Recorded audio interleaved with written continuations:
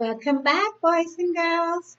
Hi, this is Erika, the author of Eureka's Adventures, Book 1. And we also have Book 2 coming soon for you. Well, today's story is entitled Plane Ride. Let's get started. Eureka waved goodbye to her teacher, Mrs. Sanders, and her classmates. Summer break had finally arrived. This summer, the family is going to visit her cousin Maya. Maya's mom moved to Atlanta last year, and Maya fell in love with the place and will call Eureka on the phone and tell her all the exciting things she did in Atlanta. Maya would send Eureka pictures of her at Six Flags, the zoo, and some of the museums. Eureka can't wait to visit them when she reached in Atlanta. Eureka was thrilled about the trip. She talked about it all the way home. This was going to be Eureka's first time on an airplane. That night, with the help of her mom, they packed her bag and went to bed very early. Rise and shine, Eureka. It's time to get up. Today is Saturday. And you know what that means? It's the day we fly on a plane. Beamed Eureka. After loading everything in the car, they headed towards the airport. Check-in was lots of fun for Eureka. She showed her passport to the lady at the counter and received a beautiful sticker and a tag to place on her bag. While sitting in the departure lounge, she was able to see some of the planes as they came in for landing.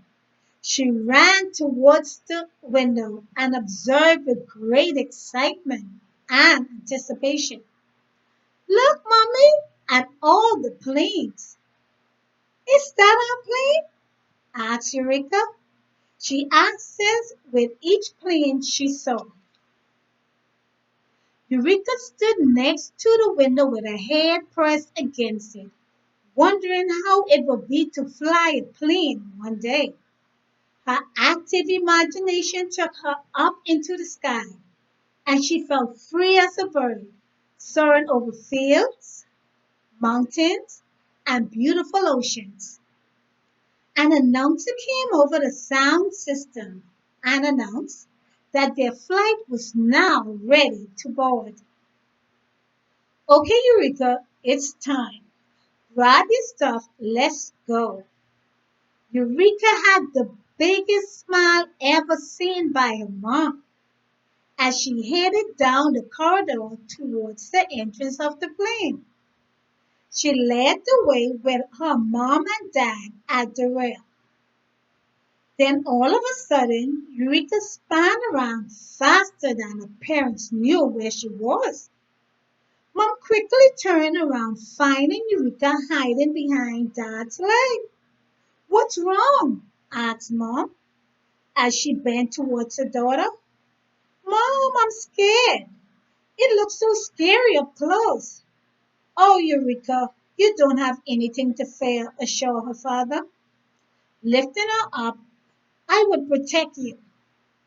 On the plane, Eureka sat in the middle while her parents sat at both ends. She looked over to her father and stared out the windows at the buildings and trees as the plane took off. She continued to look out the window, fascinated by her view. She turned and talked to her mom for a while, but when she looked again towards the window, all she saw was whiteness. Eureka hurried leaned back into a chair and asked her dad to close the window. Are you afraid? Asked Dad. Yes, I am. Everything looks strange from up here. What are they? They are the clouds. Aren't they amazing? With fear in her eyes, she regards. Won't the cloud hurt us? Oh, no, it won't, assured her father, placing his arms around her to comfort her. Just think of the fun you'll have in Atlanta with Maya. And in no time, we will be on the ground. Here is your headset. You can listen to your favorite tones. Eureka was enjoying the tones so much that she did not notice when they landed. Dad tapped Eureka on the shoulder, informing her that they had arrived at their destination. Eureka moved the earplug from her ear and looked through the window, then whispered to her dad, "That was not so bad." As the family exited the plane, a flight attendant stopped her and presented a pin of an airplane and a candy. She thanked the flight attendant and being curious, she asked, "What are these for?" "It's for being so brave. I remember when I was your age. I was so frightened. I cried throughout the entire flight." "But you didn't," exclaimed the flight attendant. Eureka smiled at the lady and looked to her father. He lifted her and said, "You are braver than you thought. I'm so proud of you." Then he placed the airplane pin on her jacket. The end. Our scripture text is taken from Isaiah 41 and 10. "So do not fear, for I am with you. Do not be dismayed, for I am your God." Let's get to the journal. Their journal.